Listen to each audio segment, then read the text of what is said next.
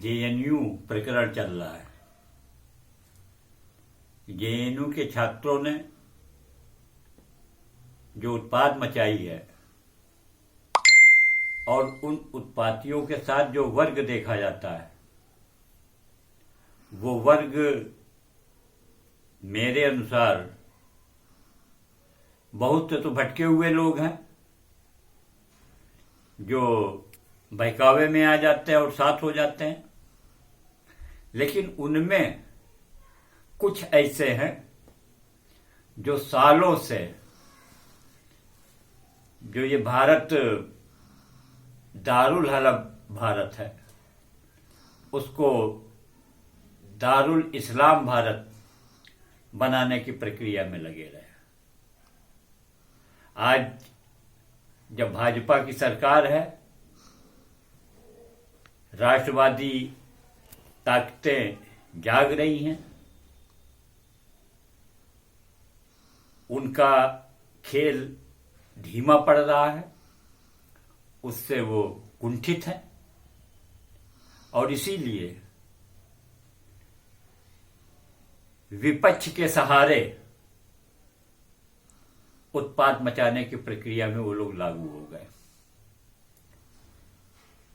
CAA के नाम पर, एनआरसी के नाम पर और एनपीआर के नाम पर। असल मकसद उनका जो पूरा नहीं हो रहा है, देश में उनका जो खेल चल रहा था, जब वो देख रहे हैं वो पूरा नहीं हो रहा है तो कुंठित हैं और उसी कुंठा के कारण इस तरीके की गतिविधियां तेज कर रहे हैं, जिससे मोदी सरकार अस्थिर हो, देश अस्थिर हो, अराजकता का वातावरण फैले। एक तरफ उस वर्ग के बहुत से लोग मुस्लिम वर्ग को बहकाकर इकट्ठा करने में लगे हुए हैं और दूसरी तरफ हमारे साधु संत पूरी तरीके से अपनी जिम्मेदारियों का निर्वाह नहीं कर रहे हैं। मुस्लिम वर्ग का आदमी सैकड़ों की संख्या में नमाज करने के लिए निकलता है और नमाज पढ़ने के बाद आज इन परिस्थितियों में जो देखा गया है वो पत्तों काटने में भी लग जाता है। ये इबादत है। इबादत के बाद आदमी अराजक नहीं होता, इबादत के बाद इंसानियत नहीं खोता।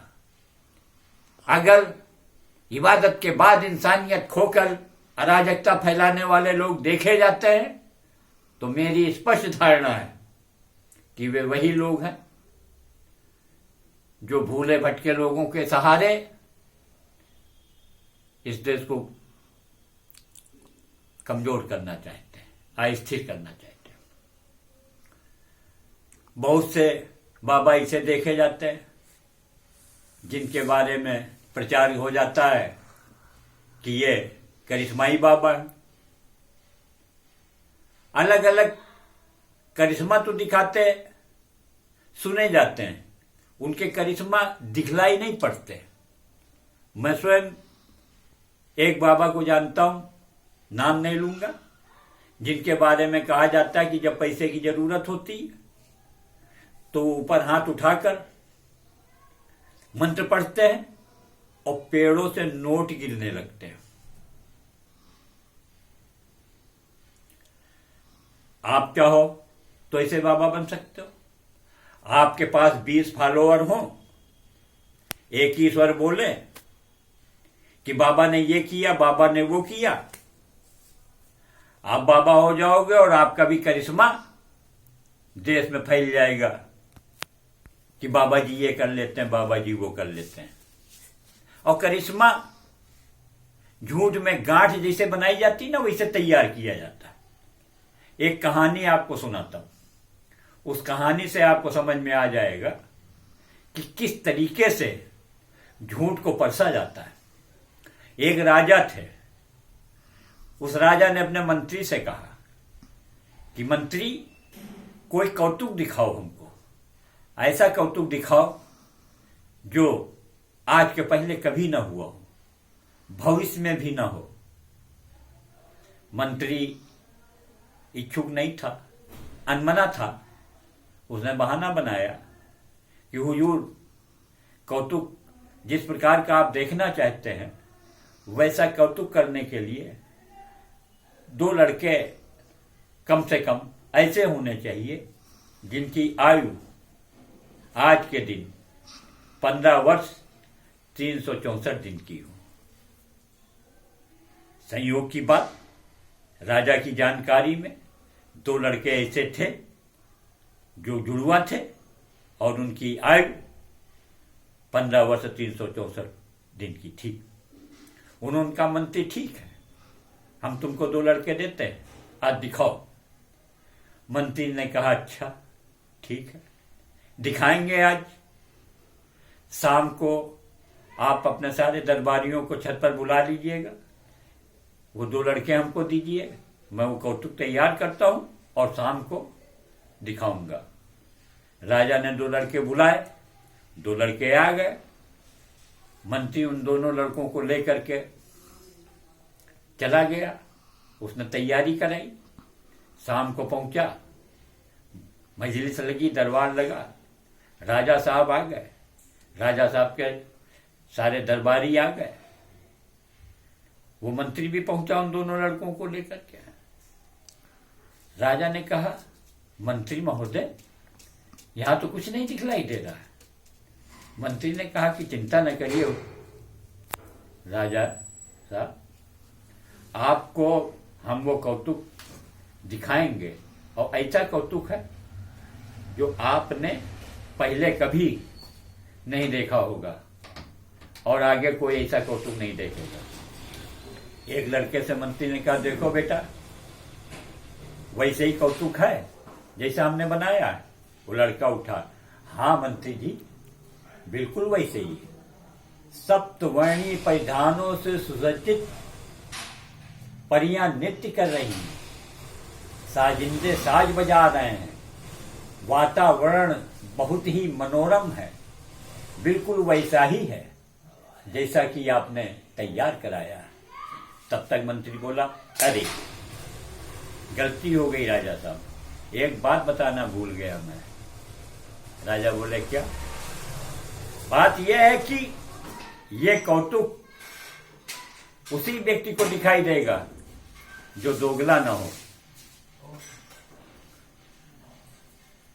अब भी इस दरबार में यदि कोई व्यक्ति दोगला हो तो वह यहां से चला जाए, ये कौतुक उसको नहीं दिखलाई देगा।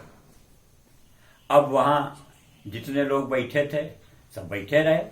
अगर कोई अपने आप को जानता भी होगा कि हम दोगला हैं तो कैसे ये बताता कि हम दोगले हैं, वहां से चला जाता।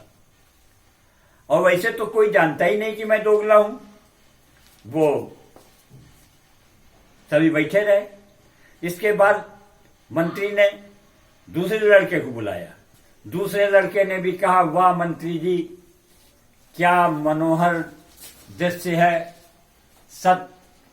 7 रंगों की परिधानों से सुसज्जित परियां नृत्य कर रही हैं और साजिंदे साज बजा रहे हैं। बहुत ही मनोहारी दृश्य है। तब तक वातावरण और ही विश्वासपूर्ण बन गया।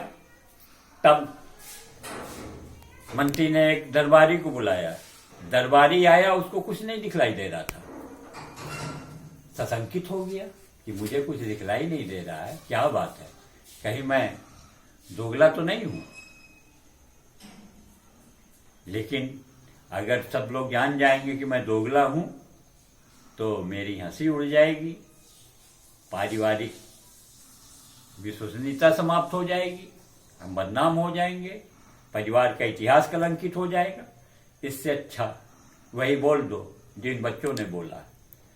तो वो दरबारी भी बोला, वाह वाह वाह मंत्री, कमाल कर दिया आपने। 7 रंगों की साड़ियों से सुसज्जित 7 परियां आकाश में नृत्य कर रही हैं, साजिंदे साज बजा रहे हैं। बहुत ही मनोहारी दृश्य है। दूसरा दरबारी आया, उसकी भी वही स्थिति थी, उसको भी कुछ नहीं दिखलाई दे रहा था, उसको भी कुछ नहीं दिखलाई दे रहा था।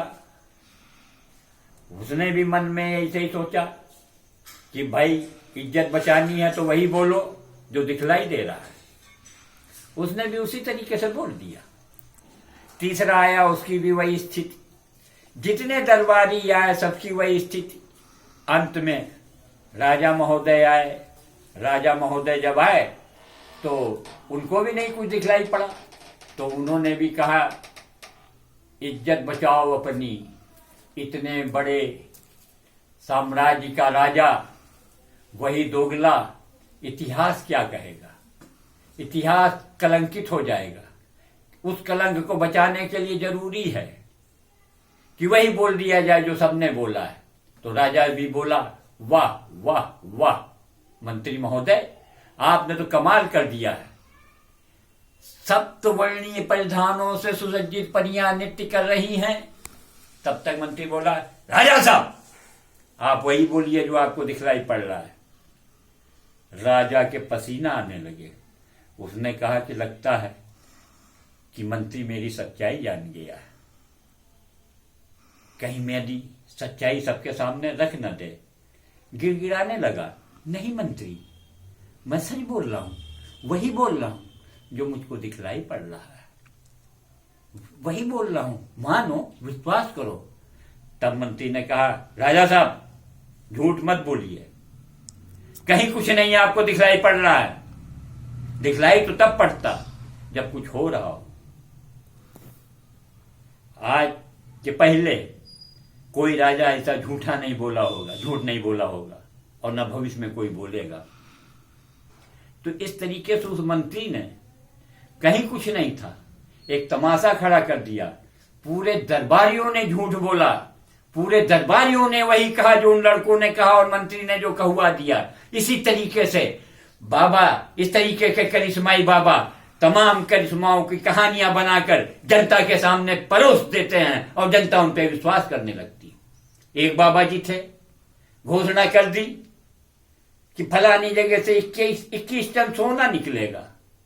तमाम सरकारी कर्मचारी, अधिकारी, पुलिस और तमाशाई पहुंच गए, 1 तोला सोना नहीं निकला। तो हमारे बाबा लोग इस तरीके के काम कर रहे हैं, जबकि उनको जन जागरण करना चाहिए। देश के साथ जितनी साजिशें चल रही हैं, उन साजिशों से देश के लोगों को सावधान करना चाहिए, उनको बताना चाहिए, उनको समझाना चाहिए।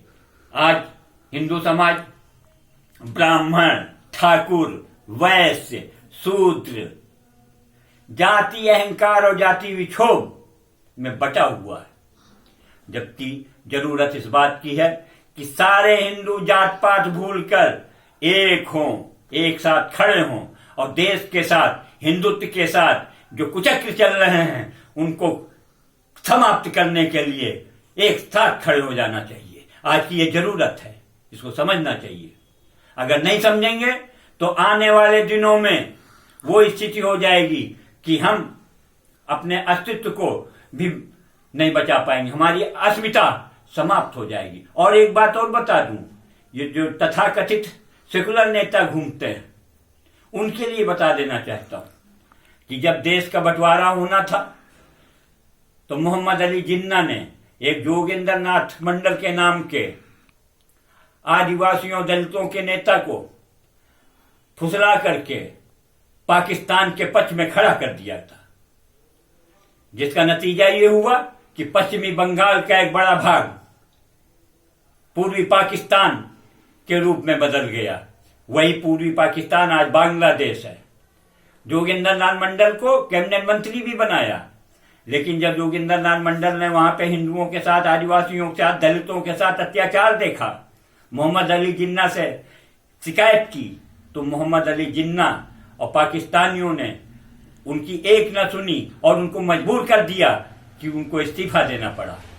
इस्तीफा ही नहीं देना पड़ा, जान के लाले पड़ गए, जान के लाले पड़ गए, उनको प्राण बचा करके पाकिस्तान से भाग के आना पड़ा और सालों उन्होंने पश्चिमी बंगाल में गुमनामी की जिंदगी जी। तो मैं बता देना चाहता हूं कि आज के ये जो तथाकथित सेकुलर नेता हैं, आने वाले समय के जोगिंदर नाथ मंडल न बने, सावधान हो जाएं। अगर नहीं सावधान हुए तो निश्चित तौर पर जो दुर्दशा जोगिंदर नाथ मंडल की हुई थी वही इन सेकुलर नेताओं की भी होगी। समझे कि नहीं समझे? सावधान होने की जरूरत है, जात पात भूलने की जरूरत है, जाति अहंकार से बचने की जरूरत है, जाति विक्षोभ से बचने की जरूरत है। और हमारे हिंदू संतों को भी अपने इस धर्म का, इस दायित्व का निर्वाह करना ही चाहिए। जय हिंद, जय भारत।